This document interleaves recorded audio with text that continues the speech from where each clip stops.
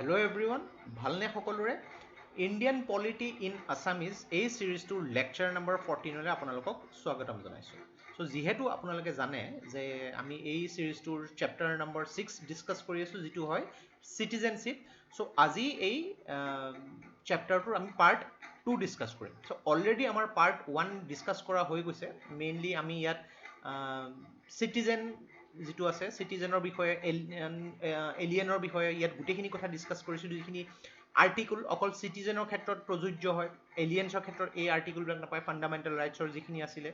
Then যিখিনি constitutional প্ৰভিজনছ, article 5ৰ পৰা আৰম্ভ কৰি পেলাই আৰ্টিকুল 11লৈকে গোটেইখিনি কথা আমি পাৰ্ট 1ত ডিছকাছ কৰিছোঁ। চ' আপোনালোকলৈ ৰিকুৱেষ্ট যে এই পাৰ্টটো প্লিজ এবাৰ চাই ল'ব, বিকজ এই পাৰ্টটো নোচোৱাকৈ ডাইৰেক্টলি পাৰ্টটো অকণমান দিগদাৰ পাব পাৰে। চ' গোটেইখিনি এতিয়ালৈকে যিমান আমি চেপ্টাৰ 1ৰ পৰা আৰম্ভ কৰি পেলাই যিমানখিনি ভিডিঅ' আমি ডিছকাছ কৰা হ'ল, গোটেইখিনি ভিডিঅ' প্লেলিষ্ট বনাই পেলাই ডেছক্ৰিপশ্যনত দি দিয়া হৈছে। চ' আপোনালোকে তাৰ পৰা এইখিনি ফ'ল' কৰিব পাৰে। চ' আজি আমি এই পাৰ্ট 2 যিটো চিটিজেনশ্বিপ চেপ্টাৰটো, চিটিজেনশ্বিপ এক্ট 1955ৰ ওপৰত ডিছকাছ কৰিম, আৰু ইয়াৰ হিচাপত কেনেকৈ একুইজিশ্যন অফ চিটিজেনশ্বিপ আৰু লছ অফ চিটিজেনশ্বিপ এইখিনি বিষয়েও ভালকৈ ডিছকাছ কৰিম। চ' ইয়াৰ আগতে যদি আপোনালোকে এই চেনেলটো এতিয়ালৈকে ছাবস্ক্ৰাইব কৰা নাই, প্লিজ ছাবস্ক্ৰাইব কৰি দিয়ক, যাতে এনেকুৱা ধৰণৰ ভিডিঅ'বিলাকৰ নটিফিকেশ্যন আপোনালোকে পায় আৰু বহুত কথা শিকিব পাৰে। চ' আহকচোন আজি চেপ্টাৰ নম্বৰ 6 চিটিজেনশ্বিপৰ পাৰ্ট 2টো ডিছকাছ কৰোঁ। চ' ইয়াত যিটো চিটিজেনশ্বিপ এক্ট 1955, মানে আমি যিহেতু পাইছোঁ যে 26 জানুৱাৰী 1950ত সংবিধানখন গৃহীত হৈছিলে। ইয়াৰ পিছত যেতিয়া প্ৰথমবাৰ লোকসভাৰ ইলেকশ্যনৰ পিছত নতুন চৰকাৰ যেতিয়া হৈ গৈছিলে, তেওঁলোকে চিটিজেনশ্বিপ এক্ট 1955খন গৃহীত কৰা হৈছিলে। আৰু সেইখিনি সময়ত প্ৰথমতে যেতিয়া চিটিজেনশ্বিপ এক্ট 1955 গৃহীত কৰা হৈছিলে, তাৰ আগতে কনষ্টিটিউশ্যনত একুইজিশ্যন অফ চিটিজেনশ্বিপ বা লছ অফ চিটিজেনশ্বিপৰ বিষয়ে কোনো কথা লিখা হোৱা নাছিলে। এই যিবিলাক নিয়ম চিটিজেনশ্বিপ এক্ট 1955ৰ পিছতহে যিটো ইনক্লুড কৰা হয়। আৰু প্ৰথমে যদি আমি চাবলৈ যাওঁ, যিটো চিটিজেনশ্বিপ এক্টত কমনৱেলথ চিটিজেনশ্বিপৰ কথাহে মেনশ্যন আছিলে, মানে ব্ৰিটিছ শাসনাধীষ্ঠ যিবিলাক দেশ আছিলে, সেইবিলাক দেশৰ নাগৰিকসকলে কেনেকৈ ভাৰতত চিটিজেনশ্বিপ পাব পাৰে তাৰ কথাহে মেনশ্যন আছিলে। কিন্তু 2003ত আৰু কিছুমান দেশ ইয়াত ইনক্লুড কৰা হয় আৰু কিছুমান বস্তু চেঞ্জ কৰা হয়। ইয়াত আমি আগলৈ এই গোটেইখিনি পাই গৈ থাকিম। আৰু পাৰ্লিয়ামেণ্টৰ এইটো ক্ষেত্ৰত 1955ত যিটো চিটিজেনশ্বিপ এক্ট যিটো হৈছিলে, এইটো ইনেক্ট কৰা হৈছিলে, তাৰপিছত কেইবাবাৰো এইটো এমেণ্ড কৰা হৈছে, মানে সংশোধন কৰা হৈছে চিটিজেনশ্বিপ এক্টৰ। চ' প্ৰথমবাৰ কৰা হৈছিলে 1957, দেন 1960, 1985ত যিটো আছাম একৰ্ডৰ ৰিলেটেড গোটেইখিনি কথা আমি পঢ়িবলৈ পাম এই চেপ্টাৰটোত আগলৈ। দেন 1986ত কৰা হৈছিলে, 1992, 2003, 2005, 2015 আৰু 2019ৰ বিষয়ে। এইটো এটা খুব মানে বিবাদপূৰ্ণ বিষয়, এইটোৰ ওপৰতো আপোনালোকে ডেফিনেটলি পাই গৈছে। চ' আমি যিমানখিনি পাৰোঁ ইয়াত ডিছকাছ কৰি গৈ থাকিম। চ' প্ৰথমতে আমি যিটো একুইজিশ্যন অফ চিটিজেনশ্বিপ, মানে এজন ব্যক্তিয়ে যেতিয়া চিটিজেনশ্বিপ পালে ভাৰতৰ, তেওঁ ভাৰতৰ পাছপৰ্টখন পায় আৰু বহুত ভোটাধিকাৰকে আদি কৰি বহুত পলিটিকেল আৰু চিভিল ৰাইটছ ভাৰতত পাই যায় তেওঁ। কিন্তু ইয়াত আমি এইটো বুজিব পাৰিম যে 1955ত যেতিয়া চিটিজেনশ্বিপ এক্ট এনেক্ট কৰা হৈছিলে, কি কি নিয়ম সংলগ্ন কৰা হৈছিলে, সেই বিষয়ে আমি ওৱান বাই ওৱান ডিছকাছ কৰিম। চ' একুইজিশ্যন অফ চিটিজেনশ্বিপত মেইনলি 5টা নিয়মৰ বিষয়ে লিখা হৈছে: by birth, by descent, by registration, by naturalisation, by incorporation of territory. আৰু এটা পইণ্ট দিয়া হৈছে special provisions as to the citizenship of persons covered by the Assam accord. অসম একৰ্ডৰ হিচাপত কেনেকৈ 1985ত এজন ব্যক্তিয়ে যদি ইষ্ট পাকিস্তানৰ পৰা আহিছিলে তেওঁ চিটিজেনশ্বিপ পায় তাৰ বিষয়েও মেনশ্যন কৰিছে। চ' ওৱান বাই ওৱান আমি গোটেইকেইটা পইণ্ট ডিছকাছ কৰিম। মই এইটো এজিউম কৰি লৈছোঁ যে মোৰ লেকচাৰটো শুনি যোৱাৰ লগতে আপোনালোকে কিতাপখন মিলি পেলাই এম লক্ষ্মীকান্তৰ পঢ়িবলৈ চেষ্টা কৰিছে। 6th এডিশ্যনটো হ'লে আপোনালোকৰতো খুবেই ভাল, আৰু যদি কিবা কাৰণত 6th এডিশ্যনটো নাই, 5th এডিশ্যনৰো হৈ যাব। এক্সট্ৰা যিবিলাক বস্তু এড হৈছে সেইখিনি আমি এনেও ডিছকাছ কৰি যাম। চ' প্ৰথম যিটো পইণ্ট বাই বাৰ্থ, বাই বাৰ্থত ইয়াৰ যিখিনি ডেটটো আছে, ডেটটো খুবেই ইম্পৰ্টেণ্ট। 1 জুলাই 1987, 1 জুলাই, মানে এজন ব্যক্তি 1 জুলাই 1987, আৰু যিটো কোৱা হৈছে, মোৰ কোৱা ভুল হৈছে, যিটো আমাৰ সংবিধানখন যেতিয়া গৃহীত হৈছিলে 26 জানুৱাৰী 1950। তাৰমানে এজন ব্যক্তি তেওঁ ভাৰতবৰ্ষৰ যিটো ভৌগোলিক পৰিসীমাৰ ভিতৰত এই সময়খিনিৰ ভিতৰত যদি জন্ম হৈছে, মানে ধৰি লওক তেওঁ মানুহজনৰ জন্ম হৈছে 1970ত, আৰু সেইখিনি সময়ত তেওঁৰ মাক দেউতাক ভাৰতৰ চিটিজেন নাছিলে, বেলেগ দেশৰ চিটিজেন, মানে ধৰি লওক আমেৰিকাৰ আছিলে মাক বা দেউতাক আমেৰিকাৰ চিটিজেন, ভাৰতত আহি পেলাই তেওঁলোকে চিটিজেনশ্বিপ তেওঁলোকৰ আমেৰিকাৰ আছিলে কিন্তু চাকৰি কৰি আছিলে। সেই মৰ্মেও সেই মানুহজনে যিটো হয় যে চিটিজেনশ্বিপ তেওঁ ক্লেইম কৰিব পাৰে। এতিয়া আহি যায় ইয়াৰ যিটো নেক্সট ডেটটো দিয়া আছে 3 জুলাই 2004, 3 ডিচেম্বৰ, মোৰ অলপ চাওঁতে ভুল হৈছে, 2004 শুদ্ধ কৰি ল'ব, এইটো কিতাপত মেনশ্যন কৰা আছে। তাৰমানে মানুহজন 1987 আৰু 3 ডিচেম্বৰ 2004 এই সময়ছোৱাৰ ভিতৰত, মানে মানুহজনৰ জন্ম ধৰি লওক 1993 হৈছে, সেইখিনি সময়ত তেওঁৰ এজন পেৰেণ্টছ ইণ্ডিয়ান চিটিজেন হ'ব লাগিব তেওঁৰ জন্মৰ সময়ত, at the time of his birth and either of his parents, মানে তেওঁৰ মাক বা দেউতাক যিকোনো এজন ভাৰতৰ চিটিজেন হ'লে হ'ব, আৰু at the time of his birth মানে তেওঁৰ জন্মৰ সময়ত। পিছত লাগিলে মানুহজনে গৈ পেলাই বেলেগ দেশৰ চিটিজেনশ্বিপ লৈছে, ইট ডাজন্ট মেটাৰ, এই ব্যক্তিজনে 93ত জন্ম হোৱা ব্যক্তিজনে সেই আধাৰত ইণ্ডিয়াৰ চিটিজেনশ্বিপ তেওঁ ক্লেইম কৰিব পাৰে। আৰু এজন ব্যক্তিৰ জন্ম যদি 3 ডিচেম্বৰ 2004ৰ পিছত হৈছে, ধৰি লওক তেওঁৰ জন্ম 2010ত ভাৰতৰ ভিতৰত হৈছে, কিন্তু সেইখিনি সময়ত তেওঁৰ দুয়োজন পেৰেণ্টছ মানে মাক বা দেউতাক ইণ্ডিয়াৰ চিটিজেনশ্বিপ থাকিব লাগিব তেওঁৰ হাতত 2010ত। পিছত লাগিলে গৈ পেলাই বেলেগ দেশৰ চিটিজেনশ্বিপ লৈ দিছে 2015ত, ইট ডাজন্ট মেটাৰ। 2010ত এই ব্যক্তিজনৰ জন্মৰ সময়ত মাক বা দেউতাক চিটিজেন দুয়োজন হ'ব লাগিব, নহ'লে তেওঁৰ মাক বা দেউতাক ইণ্ডিয়াৰ চিটিজেন আৰু অন্যান্য যিজন পাৰ্টনাৰ বা ইজন পাৰ্টনাৰ ইলিগেল ইমিগ্ৰেণ্ট হ'ব নালাগিব। এই দুইটা কণ্ডিশ্যনৰ যিকোনো এটা যদি ফুলফিল হয় আৰু মানুহজন যদি 2004-3 ডিচেম্বৰৰ পিছত ভাৰতৰ ভিতৰত জন্ম হৈছে, সেই আধাৰত তেওঁ ইণ্ডিয়ান চিটিজেনশ্বিপ ক্লেইম কৰিব পাৰে। এইখিনিতে এটা কথা আছে যে যিকোনো ফৰেন ডিপ্ল'মেট ভাৰতত চাকৰি কৰি আছে, তেওঁলোকৰ ল'ৰা ছোৱালীসকল নাইবা যিটো এনিমি এলিয়েন, আমি অলৰেডি পাৰ্ট 1ত ডিছকাছ কৰিছোঁ এনিমি এলিয়েনৰ বিষয়ে, চ' এনিমি এলিয়েনৰ ক্ষেত্ৰত এই যিটো চিটিজেনশ্বিপ বাই বাৰ্থৰ কথাটো আহি নপৰে। নেক্সট আমি ডিছকাছ কৰিম বাই ডিচেণ্ট মানে এইটো কোৱা হৈছে যে এজন ব্যক্তি তেওঁ পূৰ্বপুৰুষৰ যিটো লিংকেজ ভাৰতৰ লগত কেনেকৈ আছিলে সেই কথাটো মেনশ্যন কৰি দিয়া হৈছে। চ' ইয়াত প্ৰথম ডেটটো দিছে 26 জানুৱাৰী 1950, তাৰ ভিতৰত আৰু 10 ডিচেম্বৰ 1992। তাৰমানে এজন ব্যক্তি এই সময়ছোৱাৰ ভিতৰত তেওঁ যদি ভাৰতৰ বাহিৰত জন্ম হৈছে, ইয়াত ভাৰতৰ বাহিৰত জন্ম হোৱাৰ কথা কৈছে, বিকজ সেইখিনি সময়ত যদি তেওঁ ভাৰতৰ ভিতৰত জন্ম হৈছিলে বাই বাৰ্থ হিচাপত আহি যাব। তেওঁ ভাৰতৰ বাহিৰত জন্ম হৈছে আৰু সেইখিনি সময়ত তেওঁৰ দেউতাক কিন্তু ভাৰতৰ চিটিজেন থাকিব লাগিব, সেইটো কথা, তেওঁ ফাদাৰ ইণ্ডিয়াৰ চিটিজেন হ'ব লাগিব। ইয়াত ডাইৰেক্টলি ফাদাৰৰ কথাটো মেনশ্যন কৰি দিছে, ইদাৰ অফ দ্য পেৰেণ্টছৰ কথাটো নহয়, তেওঁৰ দেউতাক ইণ্ডিয়াৰ চিটিজেন হ'ব লাগিব। আৰু ইয়াৰ পিছত যিটো কোৱা হৈছে যে 10 ডিচেম্বৰ 1992 আৰু যিটো 3 ডিচেম্বৰ 2004, এইখিনি সময়ৰ ভিতৰত এজন ব্যক্তি যদি ভাৰতৰ বাহিৰত জন্ম হৈছে, সেইখিনি সময়ত তেওঁৰ ইদাৰ অফ দ্য পেৰেণ্টছ ভাৰতৰ চিটিজেন হ'ব লাগিব, মানে তেওঁ মাক বা দেউতাক ভাৰতৰ চিটিজেন হ'ব লাগিব, তেওঁৰ ব্যক্তিজনৰ জন্মৰ সময়ত। পিছত লাগিলে মাক দেউতাকে বেলেগ দেশত গৈ পেলাই বেলেগ চিটিজেন হৈছে, এইটো মেটাৰ নকৰে, তেওঁ এই কেলকুলেশ্যনখিনি হিচাপত তেওঁ ভাৰতৰ চিটিজেনশ্বিপৰ কাৰণে আবেদন কৰিব পাৰে। এজন ব্যক্তি যদি 3 ডিচেম্বৰ 2004ৰ পিছত যদি ভাৰতবৰ্ষৰ বাহিৰত জন্ম হৈছে, তেতিয়াহ'লে কিন্তু তেওঁ ডিচেণ্টচি হিচাপত তেওঁ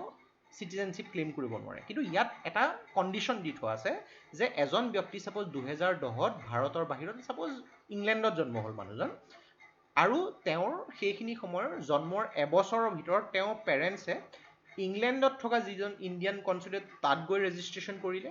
আৰু ধৰি লওক কিবা কাৰণত তেওঁ এবছৰতকৈ দেৰি হৈ গ'ল, 5-6 বছৰ হৈ গৈছে, চেণ্ট্ৰেল গভৰ্ণমেণ্টৰ পাৰ্মিশ্যন লৈ পেলাই তেওঁ যদি ৰেজিষ্ট্ৰেশ্যন কৰে ইণ্ডিয়ান কনচুলেটৰ ওচৰত, তেতিয়াও তেওঁ ইণ্ডিয়ান চিটিজেনশ্বিপৰ কাৰণে এপ্লাই কৰিব পাৰিব, প্ৰভাইডেড সেইখিনি সময়ত তেওঁৰ মাক বা দেউতাক মানে যিজন ইণ্ডিয়ান চিটিজেন থাকিব লাগিব। আৰু এইখিনি সময়তে এটা কথা কোৱা হৈছে, তেওঁৰ মাক বা দেউতাকে ইণ্ডিয়ান কনচুলেট য'ত আছে তাত গৈ পেলাই ৰিটাৰ্ণ ষ্টেটমেণ্ট দিব লাগিব যে সেই ব্যক্তিজনে যিজন মাইনৰ চাইল্ড মানে আণ্ডাৰ 18 years, তেওঁৰ মাক দেউতাকে এইটো লিখি দিব লাগিব যে তেওঁ সেইখন দেশৰ পাছপৰ্ট কেৰি কৰি থকা নাই। এতিয়া ইয়াত এটা কথা আছে যে এজন ব্যক্তি ছাপ'জ মাইনৰ হয়, -18 মানে 18 বছৰতকৈ তলত আছে আৰু সেই ব্যক্তিজনে এতিয়া যিটো এডাল্টহুড লৈছে তেওঁ মানে 18 বছৰ হ'ল আৰু সেইখিনি সময়ত তেওঁৰ যদি সেইখন দেশৰ চিটিজেনশ্বিপ লৈ লৈছে তেতিয়াহ'লে সেইখন দেশৰ চিটিজেনশ্বিপ হৈ যাব কিন্তু সেইখিনি সময়ত তেওঁৰ 6 মান্থছ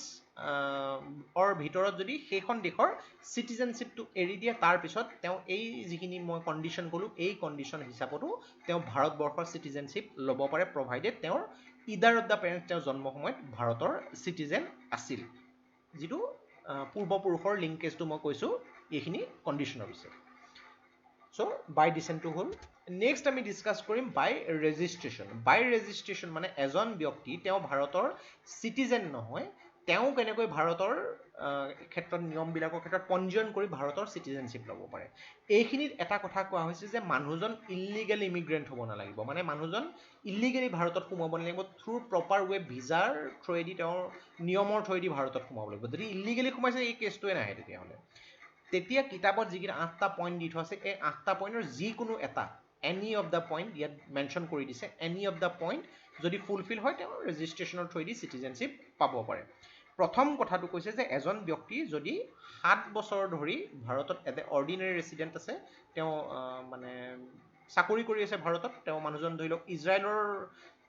নাগৰিক হয় ভাৰতৰ 7 বছৰ ধৰি তেওঁ অৰ্ডিনেৰী ৰেচিডেণ্ট হিচাপে আছে তেতিয়াও তেওঁৰ আবেদন কৰিব পাৰে থ্ৰু ৰেজিষ্ট্ৰেশ্যন চিটিজেনশ্বিপ অফ ইণ্ডিয়াৰ কাৰণে নেক্সট কোৱা হৈছে যে এজন পাৰ্চন অফ ইণ্ডিয়ান অৰিজিন তেওঁ মাক দেউতাক মানে যদি আনডিভাইডেড ইণ্ডিয়াত মানে কথাটো এইটো কোৱা হৈছে যে এজন ব্যক্তি ছাপ'জ তেওঁ বেলেগ এখন দেশত জন্ম হৈছে কিন্তু তেওঁৰ মাক বা দেউতাক 1947ৰ আগতে আনডিভাইডেড ইণ্ডিয়াত জন্ম হ'ব লাগিব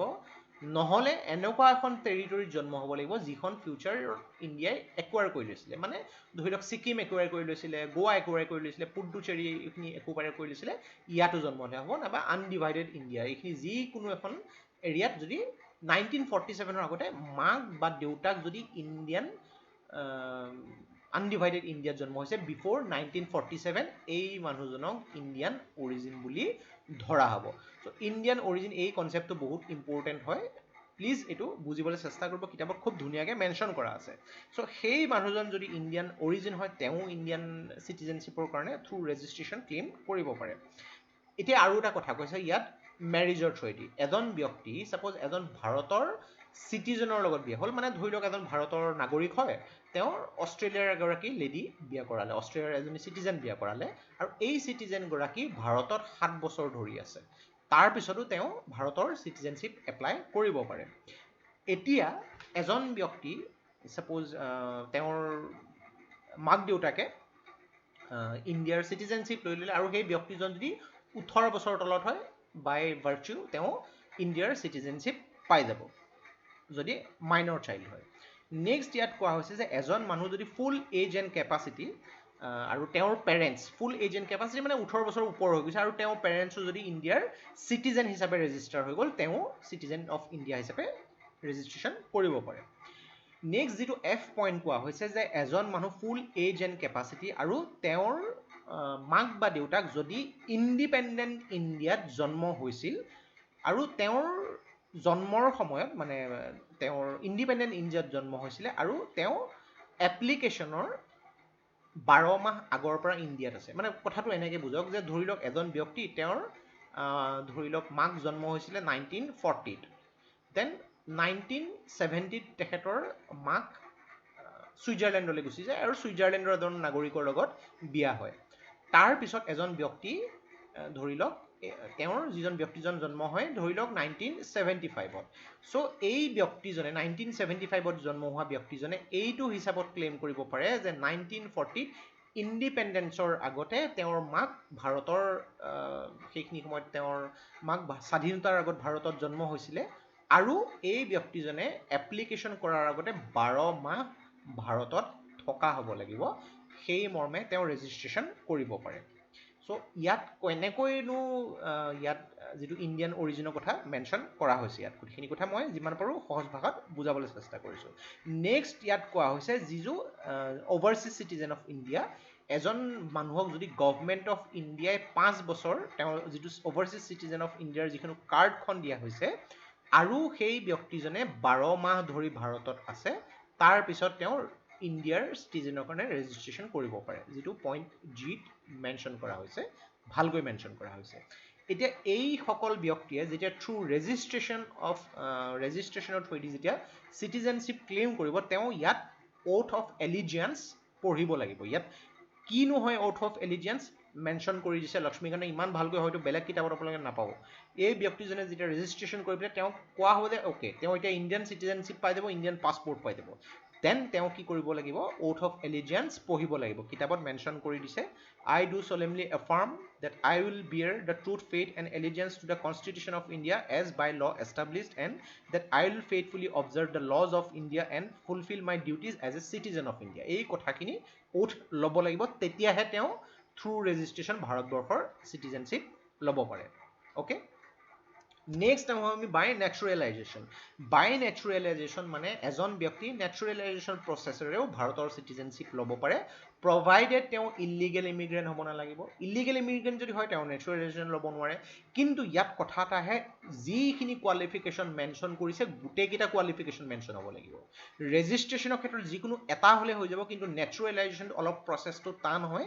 গোটেইকেইটা কোৱালিফিকেশ্যন মেনশ্যন কৰিব লাগিব কি কিনো কোৱালিফিকেশ্যন দিছে বা ভালকৈ চাই লওক পইণ্ট 8 যিটো কোৱা হৈছে যে এজন ব্যক্তি তেতিয়া ভাৰতৰ নেচুৰেলাইজ চিটিজেনৰ কাৰণে এপ্লাই কৰিব পাৰে যেতিয়া সেই ব্যক্তিজন যিখন দেশৰ অৰিজিনেলি হয় মানে ধৰি লওক এজন ব্যক্তি তেওঁ এ নামৰ কাণ্ট্ৰিখনৰ পৰা বিলং কৰে তেওঁ ইণ্ডিয়ান চিটিজেনশ্বিপৰ কাৰণে এপ্লাই কৰিছে কিন্তু এ নামৰ দেশখনত ইণ্ডিয়ান যিসকল মানুহ আছে তাত চিটিজেনশ্বিপ দিয়া নহয় তেতিয়াহ'লে কিন্তু তেওঁ নেচুৰেলাইজ চিটিজেনৰ কাৰণে এপ্লাই কৰিব নোৱাৰে যদি দিয়া হয় তেতিয়াহ'লে তেওঁ এপ্লাই কৰিব পাৰে ইয়াৰ পিছত নেক্সট কণ্ডিশ্যনবোৰ আহিব নেক্সট কণ্ডিশ্যনটো কৈছে যে এজন মানুহক ছাপ'জ তেওঁ ভাৰতৰ চিটিজেনশ্বিপ দিবলৈ মান্তি হৈছে গভৰ্ণমেণ্টে আৰু একেটা সময়ত মানুহজনক সোধা হ'ব যে তেওঁ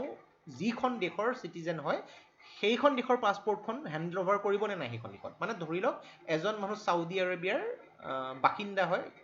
চিটিজেন হয় ভাৰতবৰ্ষৰ চিটিজেনশ্বিপৰ কাৰণে নেচুৰেলাইজেশ্যন প্ৰচেছেৰে এপ্লাই কৰিছে তেতিয়া ভাৰতৰ গভৰ্ণমেণ্টে সুধিছে যে আপুনি চাউদি আৰবিয়াৰ যিখন পাছপৰ্ট আছে সেইখন হেণ্ড অভাৰ কৰিব নেকি মানুহজনে যদি কৈ দিয়ে অ'কে মই হেণ্ড অভাৰ কৰিম তেওঁ ইমিডিয়েটলি ইণ্ডিয়াৰ চিটিজেনশ্বিপ পাই যাব আৰু কিছুমান কণ্ডিশ্যন ইয়াত দি থোৱা আছে ইয়াত কোৱা হৈছে যে এজন ব্যক্তি তেওঁ যদি ভাৰতৰ গভৰ্ণমেণ্টৰ আণ্ডাৰত কাম কৰিছে পাৰ্চিয়েলি তেওঁ ভাৰতবৰ্ষত থাকি পেলাই কাম কৰিছে তাৰমানে ধৰি লওক এজন ব্যক্তি ছাপ'জ তেওঁ নেপালৰ হয় নেপালৰ চিটিজেন হয়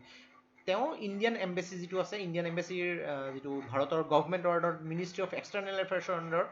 এই নেপালৰ ব্যক্তিজনে যিটো ইণ্ডিয়ান এম্বেচিত কাম কৰি আছে তেওঁ ভাৰতৰ গভৰ্ণমেণ্টৰ আণ্ডাৰত তেওঁ কাম কৰি আছে চেলেৰিও সেইটো হিচাপত পাই থাকে এতিয়া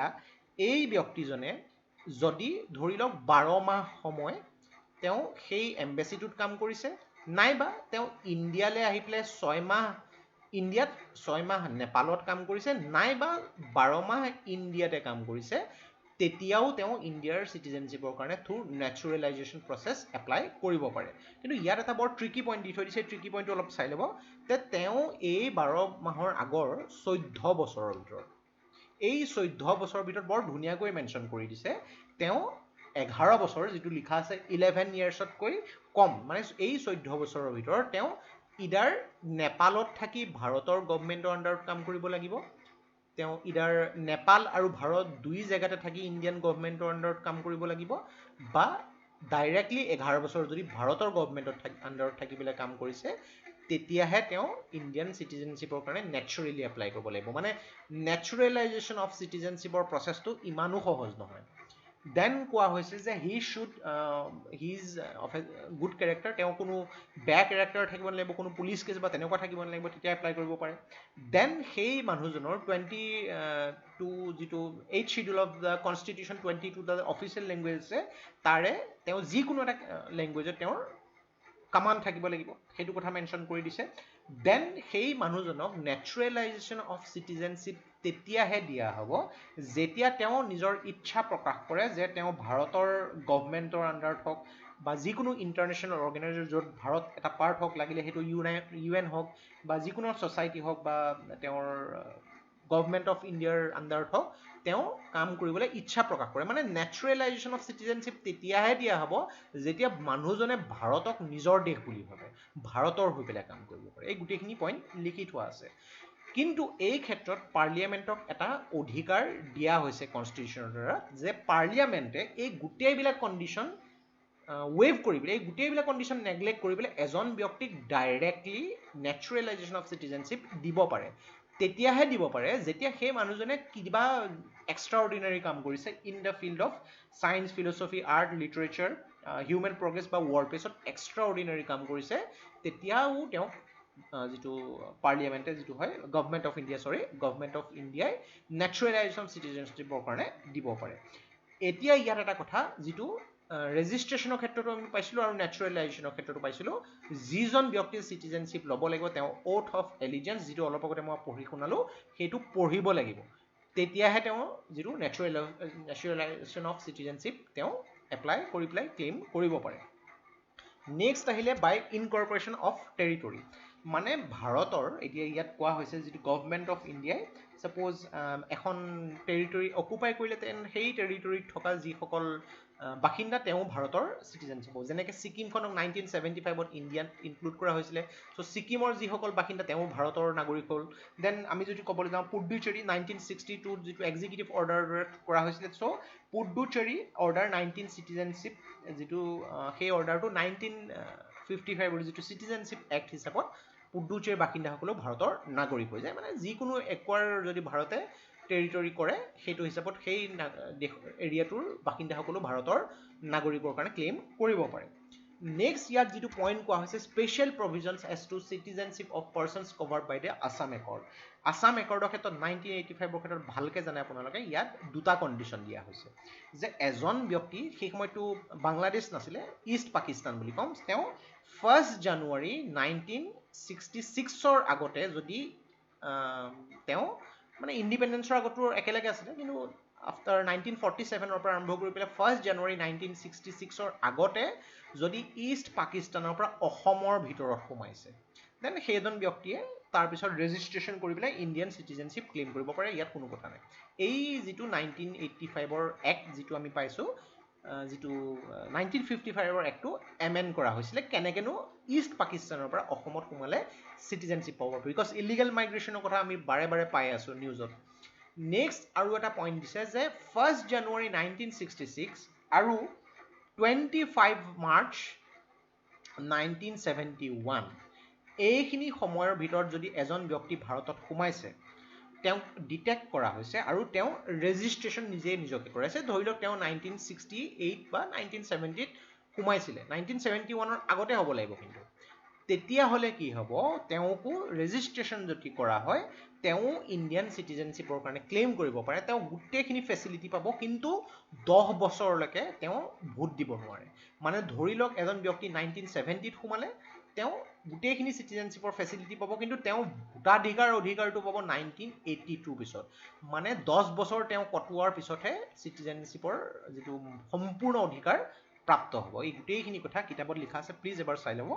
এইটো আছাম পলিটিৰ ৰিলেটেড প্ৰশ্নও আপোনাক সুধিব পৰা যায় নেক্সট আমি ডিছকাছ কৰিম যিটো লছ অফ চিটিজেনশ্বিপ মানে চিটিজেনশ্বিপ কেনেকৈ গুচি যায় চ' 1955ৰ যিটো এক্টত লছ অফ চিটিজেনশ্বিপৰ কথাও মেনশ্যন কৰা হৈছে তিনি ধৰণে গুচি যায় ৰিনাউন্সিয়েশ্যন টাৰ্মিনেশ্যন আৰু ডিপ্ৰাইভেশ্যন ত' ৰিনাউন্সিয়েশ্যন মানে কেনেকুৱা এজন ব্যক্তিয়ে তেওঁ ফুল এজ কেপাচিটি হৈ গৈছে 18 বছৰৰ ওপৰ হৈ গ'ল তেওঁ ডিক্লেয়াৰ কৰিছে যে মই ভাৰতৰ চিটিজেনশ্বিপ ডিক্লেয়াৰ কৰিছোঁ মোক ভাৰতৰ চিটিজেনশ্বিপ নালাগে কিয় নালাগে এইটো যিকোনো কাৰণত হ'ব পাৰে সেই ৰেজিষ্ট্ৰেশ্যন কৰি পেলাই সেই ডিক্লেৰেশ্যন কৰি পেলাই তেওঁ ইণ্ডিয়ান চিটিজেনশ্বিপটো ডিক্লেয়াৰ কৰিব পাৰে মোক নালাগে বুলি তেতিয়াও তেওঁ চিটিজেনশ্বিপটো লছ হৈ যাব কিন্তু এই ডিক্লেৰেশ্যনটো তেওঁ ভাৰত যদি কিবা ৱাৰত ইনভলভ হৈ আছে সেইখিনি সময়ত কৰিলে গ্ৰহণযোগ্য নহ'ব এই কথাটো কিতাপত মেনশ্যন আছে এইটো বাই ৰিনাউন্সিয়েশ্যন এইখিনিতে এটা কথা আহে যে এজন ব্যক্তি ছাপ'জ তেওঁ ডিক্লেয়াৰ কৰিলে নিজৰ চিটিজেনশ্বিপ লগে লগে তেওঁৰ মাইনৰ চাইল্ড যদি আছে তেওঁ ভাৰতৰে আগতে ছাপ'জ চিটিজেন আছিলে আৰু এতিয়া ডিক্লেয়াৰ কৰিলে যে তেওঁ মই ভাৰতৰ চিটিজেনশ্বিপ নালাগে লগে লগে কি হৈ যাব তেওঁ যদি কোনোবা মাইনৰ চাইল্ড আছে যিবিলাক 18 বছৰতকৈ তলত হয় তেওঁলোকৰো চিটিজেনশ্বিপ গুচি যাব কিন্তু ভৱিষ্যতে এওঁলোকে আকৌ ইণ্ডিয়াৰ চিটিজেনশ্বিপ ল'ব পাৰে কেনেকৈ ল'ব পাৰে অলৰেডি আমি ডিছকাছ কৰিছোঁ যদি আপোনালোকে বুজি পোৱা নাই মোৰ লেকচাৰটো আকৌ এবাৰ শুনক কিতাপত দুবাৰমান চাওক ভালকৈ গোটেইখিনি কথা বুজি পাই যাব নেক্সট পইণ্ট যিটো আহে বাই টাৰ্মিনেশ্যন মানে এজন ব্যক্তি তেওঁ কনচিয়াছলি নয়িংলি আৰু উইদাউট এনি প্ৰেছাৰৰ কাৰণে তেওঁ যদি নিজে ভলেণ্টাৰীলি এখন দেশৰ চিটিজেনশ্বিপ লৈ যায় তেতিয়াহ'লে ভাৰতৰ চিটিজেনশ্বিপটো টাৰ্মিনেট হৈ যাব, ভাৰতৰ চিটিজেনশ্বিপটো গুচি যাব তেওঁৰ। কিন্তু এইখিনি সময়ৰ ভাৰত যদি কোনোবা ৱাৰত যদি ইনভলভ হৈ আছে তেওঁ এই কামটো কৰিব নোৱাৰে, এইটো টাৰ্মিনেশ্যন অফ চিটিজেন। বাই ডিপ্ৰাইভেশ্যনত মানে কেনেকৈনো চিটিজেনশ্বিপ গুচিব পাৰে সেই কথাখিনি মেনশ্যন কৰি থৈ দিছে যে এজন ব্যক্তি যদি তেওঁ চিটিজেনশ্বিপটো বাই ইলিগেলি ডকুমেণ্ট বা ফ্ৰড ডকুমেণ্ট কৰি পেলাই সোমাইছে তেতিয়াও তেওঁ চিটিজেনশ্বিপটো টাৰ্মিনেট হৈ যাব পাৰে। নেক্সট কৈছে যে তেওঁ কনষ্টিটিউশ্যন অফ ইণ্ডিয়াৰ ওপৰত যদি ডিছলয়েলটি অসন্মানযুক্ত কথা কৈছে তেতিয়াও তেওঁৰ চিটিজেনশ্বিপটো টাৰ্মিনেট হ'ব পাৰে। থাৰ্ড পইণ্ট যিটো কোৱা হৈছে যে তেওঁ যদি ভাৰতৰ কোনোবা এনিমিৰ লগত ডিউৰিং ৱাৰ, ভাৰত চাপ'জ ৱাৰত ইনভলভ হৈ আছে, এনিমিৰ লগত ট্ৰেড কৰিছে আৰু এনিমিৰ লগত ভাৰতৰ ইম্পৰ্টেণ্ট কিছুমান কমিউনিকেশ্যন শ্বেয়াৰ কৰি আছে তেতিয়াও তেওঁ চিটিজেনশ্বিপ টাৰ্মিনেট হ'ব পাৰে। এতিয়া ইয়াত আৰু এটা পইণ্ট কৈছে যিটো পইণ্ট ডি, এজন ব্যক্তি বাই ৰেজিষ্ট্ৰেশ্যন অথৰিটি ভাৰতৰ চিটিজেন হ'ল, চাপ'জ তেওঁ ভাৰতৰ চিটিজেন হ'ল 2010-ত, এতিয়া 2015-ৰ ভিতৰত সেই মানুহজনক ছাপ'জ এখন বেলেগ দেশত ইম্প্ৰিজনমেণ্ট দিয়া হয়, মানে 2012-ত তেওঁক এখন দেশে ইম্প্ৰিজনমেণ্ট দি দিলে 2 বছৰৰ কাৰণে, মিনিমাম 2 বছৰৰ কাৰণে যদি দি দিয়ে তেতিয়াও কিন্তু তেওঁৰ যিটো চিটিজেনশ্বিপ থ্ৰু ৰেজিষ্ট্ৰেশ্যন তেওঁ একুৱাৰ কৰিছিলে এইটো গুচি যাব। এই কণ্ডিশ্যনখিনি মনত ৰাখিব, বহুত ধৰণে আপোনালোকৰ প্ৰশ্নটোত সুধিব পাৰে যে ৰেজিষ্ট্ৰেশ্যনৰ কথা কোৱা হৈছে, থ্ৰু ৰেজিষ্ট্ৰেশ্যনৰ থ্ৰুদি তেওঁ যদি চিটিজেনশ্বিপ পাইছে আৰু 5 বছৰৰ আগতে, 5 বছৰৰ পিছত কি হ'ব সেইটো কথা কিন্তু মেনশ্যন কৰা নাই, 5 বছৰৰ আগতে তেওঁক এখন বেলেগ দেশত যদি মিনিমাম 2 বছৰৰ কাৰণে যদি তেওঁক জেলত ৰখা হৈছে, ইম্প্ৰিজনমেণ্টত ৰখা হৈছে তেতিয়া তেওঁ চিটিজেনশ্বিপটো গুচি যাব। এতিয়া এজন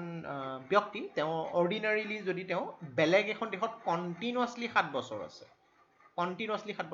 তেনেকুৱা চিটুৱেশ্যনতো তেওঁৰ চিটিজেনশ্বিপটো গুচি যাব পাৰে। ত' এইখিনি হৈছে চিটিজেনশ্বিপ কেনেকৈনো গুচি যায়, ইয়াৰ গোটেই ফাংচনখিনি আমি ডিছকাছ কৰিলোঁ। নেক্সট পাৰ্টখিনি আমি যিটো ছিংগল চিটিজেনশ্বিপৰ বিষয়ে পাম, অভাৰচিজ চিটিজেনশ্বিপৰ অফ ইণ্ডিয়াৰ বিষয়ে পাম, দেন ৰেজিষ্ট্ৰেশ্যন কেনেকৈ কৰিব পাৰি অভাৰচিজ চিটিজেন, কেঞ্চেলেশ্যন ইয়াৰ ৰিনাউন্সিয়েশ্যন কেনেকৈ হয়, then person of Indian origin, গোটেইখিনি কথা বহুত ইণ্টাৰেষ্টিং কথা, এই গোটেইখিনিৰ পৰা প্ৰশ্ন অহাৰ বহুত চান্স থাকে, গোটেইখিনি কথা লাইন বাই লাইন ইয়াত আপুনি দেখি আছে মই ডিছকাছ কৰি আছোঁ, ইমান ভালকৈ ডিছকাছ কৰিছোঁ যে ক্লাছ মানে স্কুল ষ্টুডেণ্ট এজনেও ভালকৈ যদি লেকচাৰটো শুনিছে বুজি পাই যাব গোটেইখিনি কথা। চ' প্লিজ আপোনালোকৰ ৰিকুৱেষ্ট যে এই ভিডিঅ'টো যিমান পাৰে শ্বেয়াৰ কৰক যাতে অন্যান্য যিসকল ষ্টুডেণ্ট ইণ্ডিয়ান পলিটি প্ৰিপেয়াৰ কৰিছে তেওঁলোকৰো বহুত হেল্প হয় আৰু আপোনালোকৰ আশীৰ্বাদ আৰু মৰম পালে আমাৰো বহুত ভাল লাগে। চ' নেক্সট পাৰ্টত পুনৰ লগ পাম। চ' এই ভিডিঅ'টো প্লিজ লাইক কৰিব, ছাবস্ক্ৰাইব কৰিব আৰু শ্বেয়াৰ কৰিব, বিকজ আপোনালোকৰ মৰম আৰু আশীৰ্বাদ পালে আমাৰ কষ্ট কৰি আৰু ভাল লাগে। চ' আজিৰ বাবে ইমানেই, take care, thank you and Jai Hind.